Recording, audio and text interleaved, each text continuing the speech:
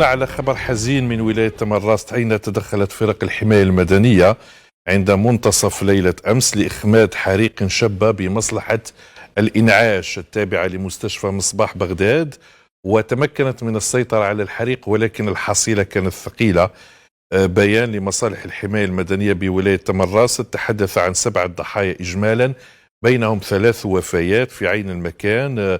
يتعلق الأمر بسيدة عمرها 67 سنة وسيدة أخرى عمرها 31 سنة، ناهيك عن مريض ثالث يبلغ من العمر 45 سنة.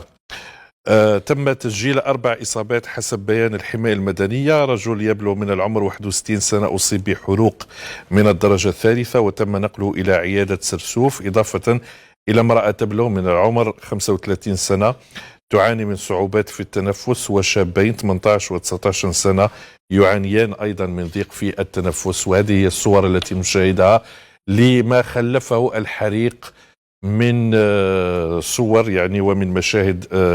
وطبعا أكثر من الدمار الذي كان في هذا المستشفى هي الأرواح التي سقطت للأسف الشديد، رحمهم الله جميعا.